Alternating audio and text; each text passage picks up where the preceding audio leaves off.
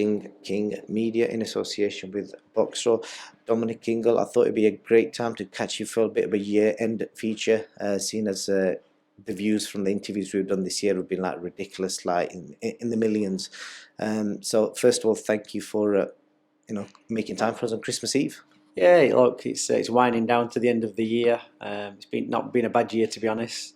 This time last year, I was sunning myself in Fuerteventura, coming towards the Khan Brook fight, and missing Christmas and the New Year to keep people motivated. Kell Brook, get him to the biggest win of his career, at the end of his career, should I say. So yeah, we're in Eubank. It's cold, but we're here again, doing the stuff, training people, and getting ready for 2023.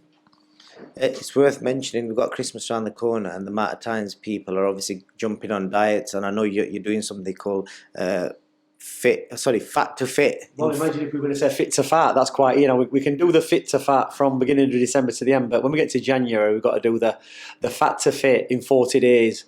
Because that's, everybody makes the New Year's resolutions, and if you can get 4 weeks, actually commit yourself. The hundreds of people who get onto me for diets, there's going to be a handful, 5 or 6 people who actually, just by doing 4 weeks at the beginning of the year, set things in place and systems in place to execute it for the rest of the year. So everybody has a big swoop, but only the strong survive, and the disciplined and the strong-willed.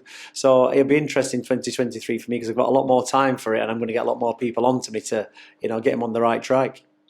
Definitely, and I've seen some of the pictures you've put up in the last couple of days of the work you've done with people from up and down the country. So I'm going to actually put them on the screen right now, so people can see, to your right hand side, like all the transitions of the people who obviously lost weight and the kind of condition they were in at the start. So, and if anyone wants to get in shape, as always, contact Dominic Ingle on Instagram. Yeah, I've had some great clients this year. I've got at least 10. Who've been very, very consistent, and the average is they're losing a stone a month, and we're only 3 and 4 months into it, and they've made great progress, turned their lives around. These are normal people having to work, they've got families, they're not sports people, and at the beginning of the program, some people don't really have the confidence that they can do it, and they're investing money that they haven't got just to improve their lives. And you know what, I've had some fantastic feedback. It's changed their lives around, and they're grateful for what's happened, and they're motivated to carry on into 2023.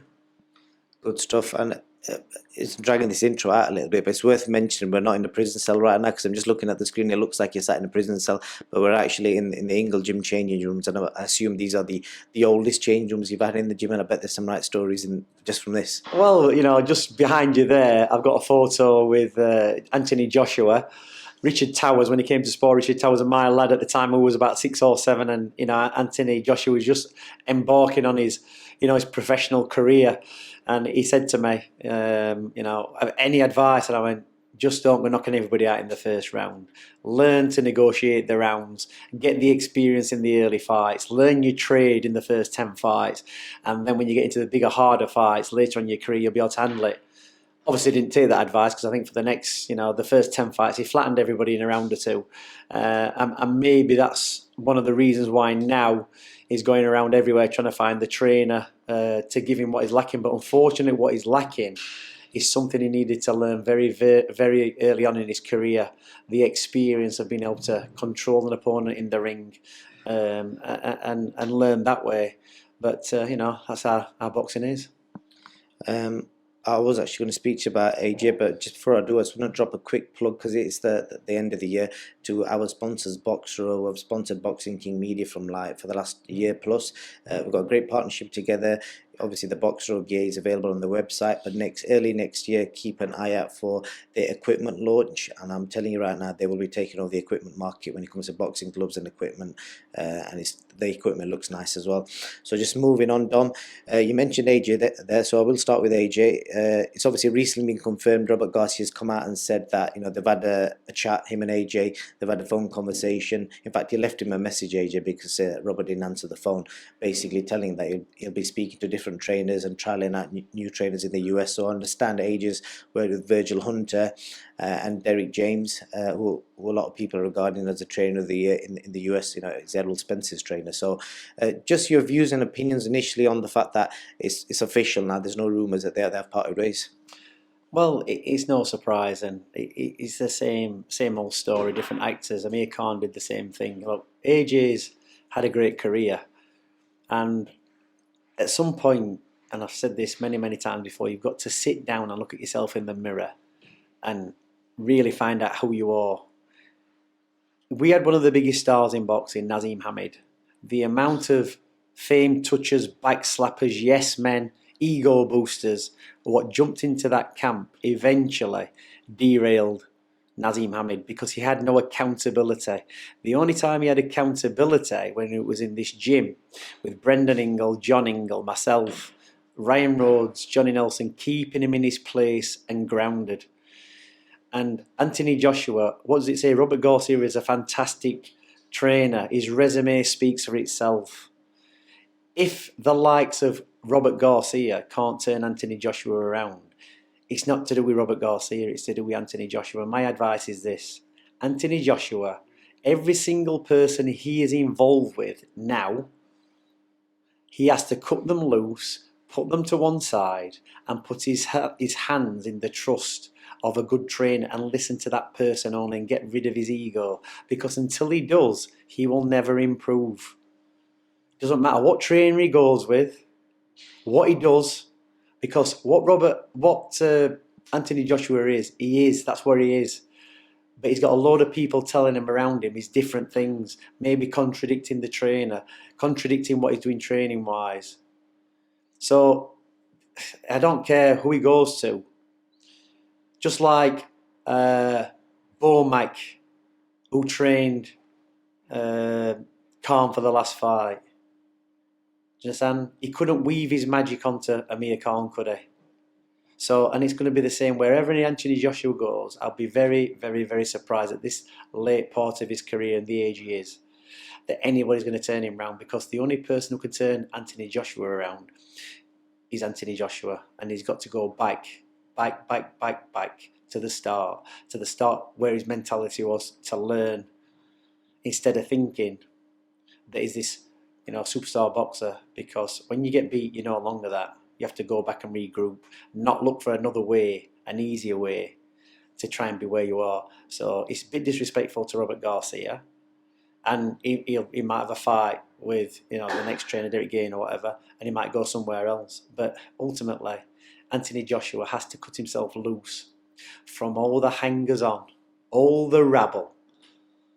When you say that, because obviously it's quite specific, like, is there anything or are you just saying that from just your outside observations? I don't need to know, because I've seen it all firsthand. It happens with every fighter. Look at Mike Tyson. Look at Nazim Hamid. Do you understand? Different with people like Floyd Mayweather. Floyd Mayweather's a very clever fighter. He probably learned all his lessons from his dad and his uncles, who were, fantastic boxers, but life got in the way. I think, drugs or alcohol, whatever it was with him, and probably thought, I don't need to be doing that. But it's the same old story. There's so many, backslappers in boxing. You don't get a sense of reality. You've got to keep your feet on the ground. And that's where he is. Just as from my own outside observations, I'll be honest, I've kind of seen the same 7-8 people that have been around him since quite a while now. People that are kind of in his camp, help out with the sparring partners and kind of just drive him around, etc., take him from A to B. So, when you say that backslappers, are you referring to them people, or are you suggesting friends outside that circle? I look at people's entourages and boxers, who they have around them. And it's like any situation in life, top businessmen or top trainers or whatever, you're judged by the company that you keep. And there are people around AJ, there's probably people around Tyson Fury, you can look and think, why on earth would you entertain those type of people? Because if you had any sense, you wouldn't have them anywhere near you. And as a trainer, if I'm training a fighter, I will keep those people out of my gym, away from the fighters. I won't let them have any input, but people are always going to try and find their way in, and they do it in various ways. But if you can't recognise the good people around you and the bad people around you, or the people who are trying to push themselves forward on the back of your coattails, then obviously you haven't got a grasp of reality. And that's why I'm saying AJ is the fighter. As a fighter, all he needs is a boxing trainer, a good boxing trainer. He doesn't need anybody else. Doesn't need anybody else. I train fighters. I train Kell Brook. I train Johnny Nelson. I train Kid Galahad. I don't need anybody else to train that fighter. I can do it all myself. I can do the diet, the training, the S&C. I don't need anybody. And you don't need anybody. And they don't need anybody. When Kell Brook boxed Amir Khan, we were in a training camp in Fortaventura. There was me, Kell Brook, Kid Galahad, and Greg Marriott. And that was it. For 6 weeks, that was away in Fortaventura. Nobody else. Nobody else. So if you don't need anybody for 6 weeks like that, you don't need anybody for 12 weeks, for 18 weeks, for 24 weeks. You don't need anybody, because there's a fighter who does the fighting, the trainer who does the training. You might have one, other fighter with you to motivate you, which was Kid Galahad, and you have the nutritionist. In my case, was Greg Marriott, and that's all you actually need. That was our training camp, and everybody else flew in, the sparring partners. We had nobody else. That's the recipe for success. Why do you need anybody else? If it's to do with business, it doesn't need to be in the gym. So you don't need all these. And the reason you have them is to cushion you. If you have anybody else apart from that, all you're doing is having people around you to boost your ego, massage your ego. Do you understand? That's all it is. So the sooner the better. The AJ cuts them all off. That's where the improvement's going to be. I spoke to Fraser Clark last week, and it was post-fight in Bournemouth, and I asked him the question about Robert Garcia, and his words were along the lines of, what was Robert even the trainer? He didn't do the pad work, and it was Angel Fernandez that did most of the work. And even on fight night, it was Angel that was the guy that was going in the ring, giving the instructions, etc. And Ade Aladipo, who works for The Zone, and he suggested in a recent interview as well that there may have been arguments behind the scenes. He didn't specifically say what, but suggested there might, maybe they just didn't gel. The first thing that Robert Garcia should have done is kicked anybody else out of the camp who was trying to train Anthony Joshua. That's what he should have done. And I don't even know, I'm not going to say I don't know who Angel Fernandez is, I do. But I don't know what his resume is as a trainer, probably nothing.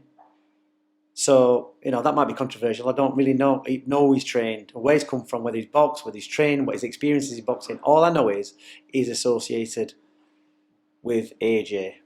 So maybe another person making himself busy to self-promote, I don't know. But I don't care who he is, because he's not as good as Robert Garcia. And if you're employing a coach, a boxing coach, that's the only one you should have. I don't work with anybody else. I don't do collaborations. You understand? Look at Nazim Hamid when he boxed Barrera, who he had. He had a guy called Oscar Suarez who worked his way up from being a bucket man, washing the gum shields, training under other trainers, and then became Nazim Hamid's trainer. But when he came to the big fight against Barrera, who did they bring in? Emmanuel Stewart. And they had Oscar Suarez, and they had Emmanuel Stewart in the corner. That's what they did. Now, Emmanuel Stewart is the brains behind the operation. There's no question about his, how good he is. There's no question. But we had a conversation with him years later in America, me and my dad. And he said, Brandon, nobody could train the Nas fella. Only you. He said, he was telling me how to train him. He employed me, then he was telling me how to train him. So what does that tell you? Do you understand? No respect for the trainer, and then actually just wanting Emmanuel Stewart to be there as a figurehead. So the problem obviously is I can't even say this that a dog can't obey two masters, because it would be implying that AJ is a dog, which I'm not. Do you understand? A boxer can only have one boxing trainer. That's as simple as that. Thank you. I will just say Angel Fernandez is a trainer of Richard Riakpo, Fraser Clark, and he's done an awesome job with Richard Riakpo. And I know you're probably not going to know because you don't watch a lot of the shows. Right, I'm going to ask you a question. Right, how many fights has Richard Riakpo had? 12, 13, 14, something like that. In how long? 2-3 years. Right, and what is he? Cruiserweight. Champion. Yeah, I believe he's on the verge of a world title shot. Right, so he's British champion. Right, cruiserweight division's a very empty division. I know because I had Johnny Nelson. I've watched Richard Riakpo. He's not a bad fighter, but he's not absolutely fantastic. Fraser Clark's a good kid. He's been around the amateurs. So, but let's just ask yourself this one question: if Fraser Clark and Richard Riakpo, who probably signed in somewhere to AJ, weren't signing to AJ, probably guaranteed that Angel Fernandez wouldn't be training him. You understand? I'm going to ask you another question. Who has Angel Fernandez trained from the ground up? You're going to put me in the spot now. Nobody. So. Right, nobody. So get a kid who walks into the gym, who wants to be a boxer, and spend 10, 15 years on them. Most of them kids are not going to get, anywhere. If you do your job properly, know what you're doing, you'll end up a British champion. Getting these kids coming out of the amateurs who already had an extensive amateur career trained by everybody else. And Richard Rekpaul wasn't trained by Fernandez. He was probably trained by somebody else in the amateurs. Yeah, just as a counter argument, do you think everyone's got to start somewhere? And he has done a good job with Richard because his performance is kind of shown that recently. Nothing. You're going to learn to fly. You can learn to fly. It costs you 10, 15 grand. I've got a friend who learns to fly. He's a mechanic. His dad owns a tyre fitting firm. Top tread tyres. He grafts all week. He paid private to learn to fly a plane. Yeah? Right. A small plane. He's learned to fly that. Once you get that license, you can move up to fly bigger ones. But if you want to go in to be a commercial pilot, you can't do that route. You have to go, I think you have to go to university, you have to study, you have to do so many things. Do you understand? So if my friend who's the top 10 tryers just decided he was going to get in a jumbo jet one day and fly, he couldn't do it. Even though we can fly a plane. So we can fly planes, but we can fly different types of planes. So some people in boxing need to learn to, start off getting the basics and learning how to train people properly from the bottom. Not these kids have already got a certain standard where they can already fight. And all you're doing is fluffing them up and keeping them on the track. Learn the mechanics of having to deal with from the bottom end upwards. Do you understand? And get to do the small stuff first. Because there are a lot of trainers in boxing who will come in at the top end. And eventually, they're working their way slowly to the bottom. Now, to be honest, that was the same as me. When I came into this gym to be a trainer at 27, bearing in mind, I've been in this gym all my life from boxing, from running with fighters, from training with fighters. And I wanted to be a boxing trainer. I knew about exercise, diet, weights. And it took me 3 or 4 years of just taking people on the pads. I didn't even like doing pads. And I just sat in the corner watching what my dad and my brother were doing. And learnt it. And watched. So I went in quite high at the top end, but I was also running around the country with journeymen every single weekend, twice a week, 3 times a week, Scotland, up and down the country for years and years and years and years and years, from the age of 18, travelling the continent, Belgium, Germany, France, Italy, South Africa.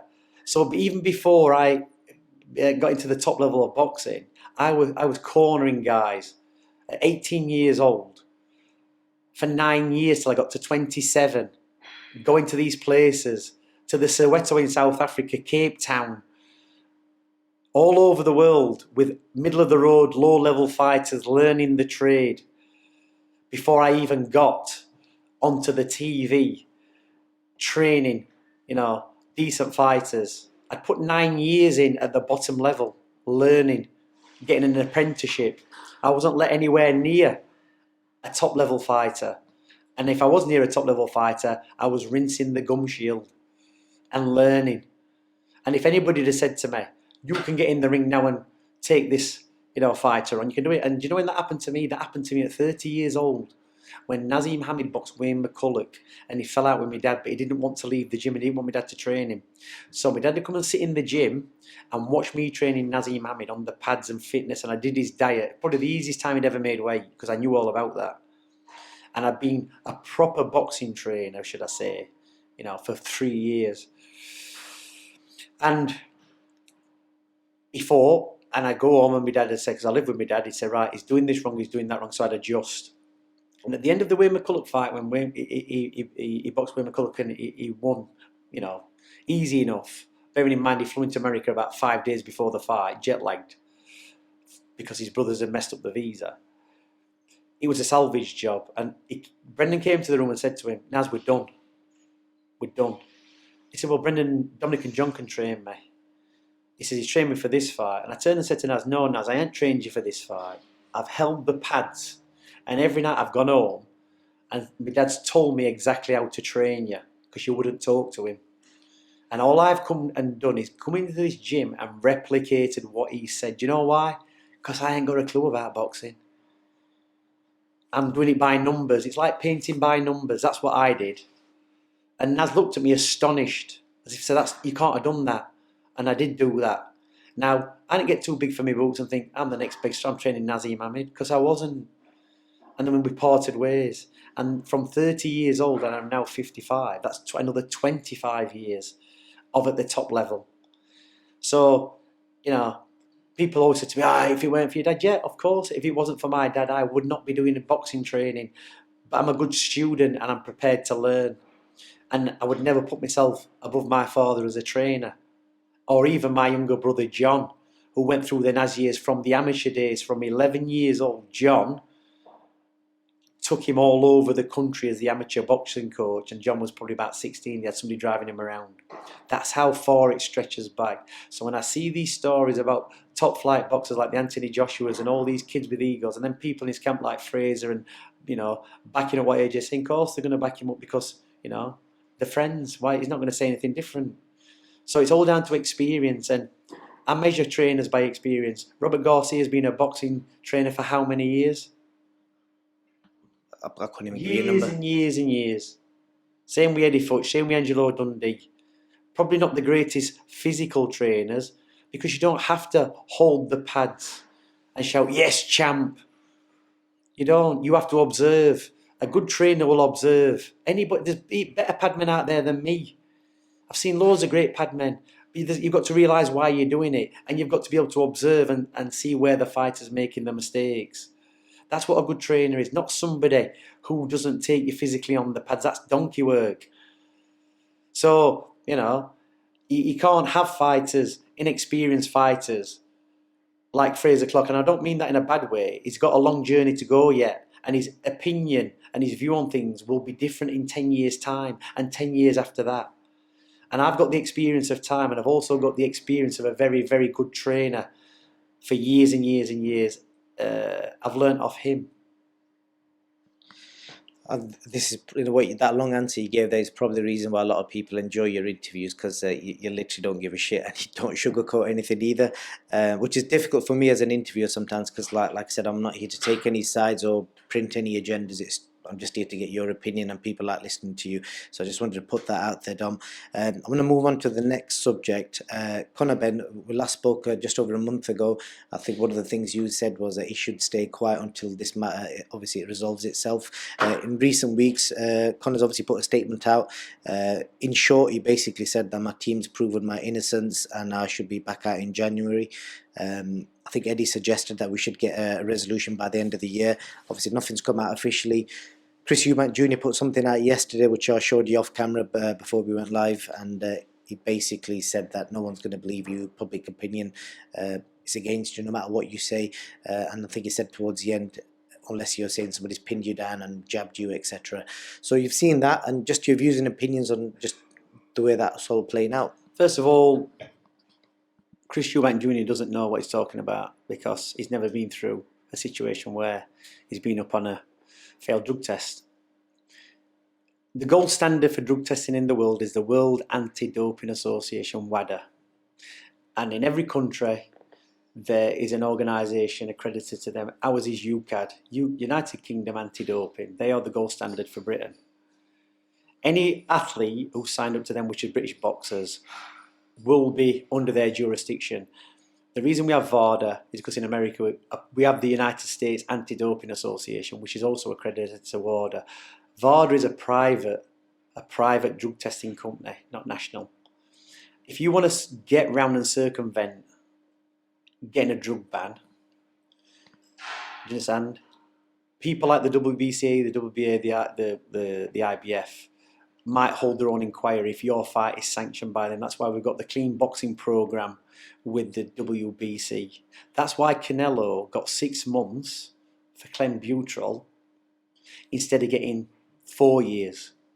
Because if Canelo had got tested for that in England and it was positive tests, he would have got 4 years.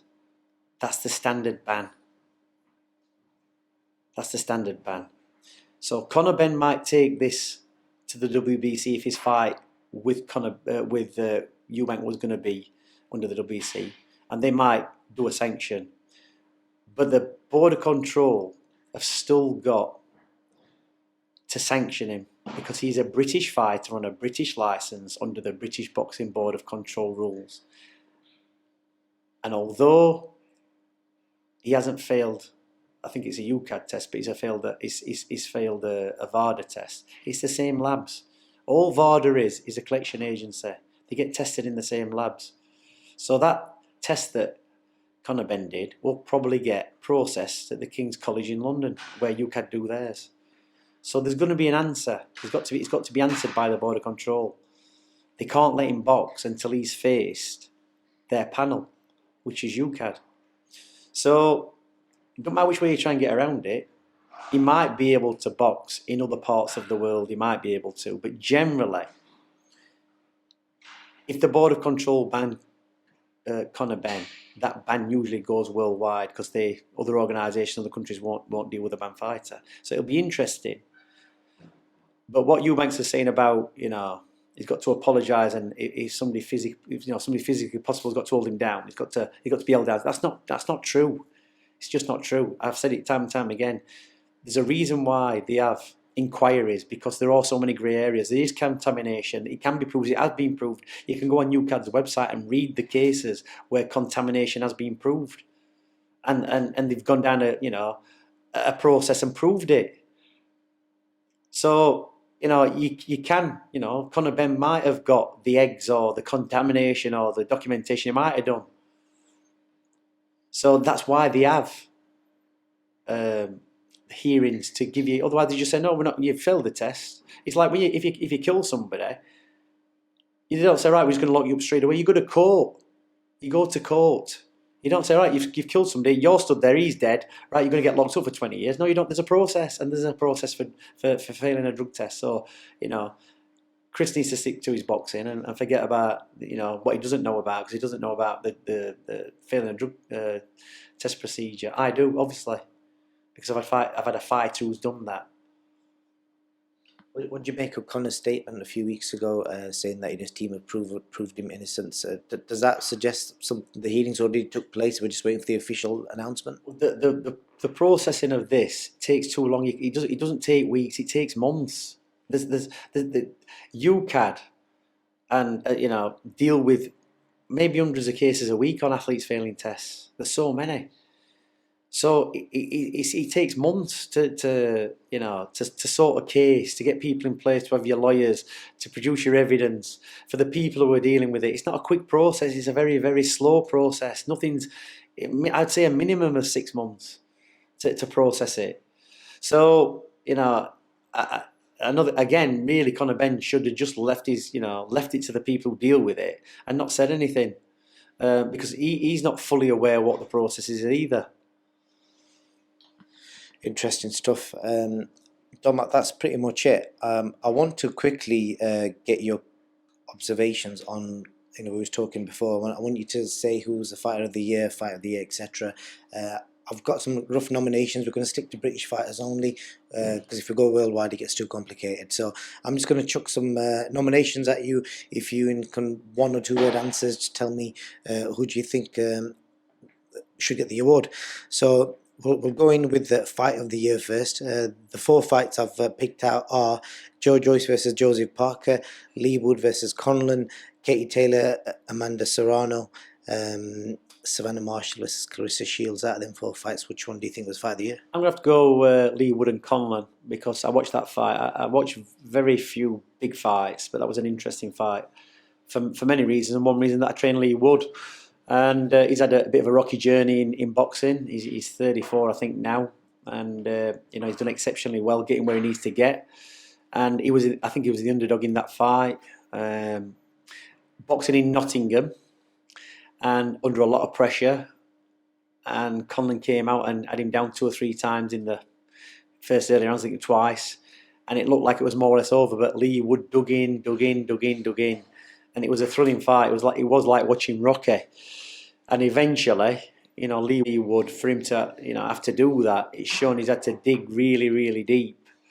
To get the win against this kid who everybody was touting to be the next big thing. At the age he is as well, in his late 30s, Conor obviously a lot younger. He got the momentum and the hype behind him after the Olympics.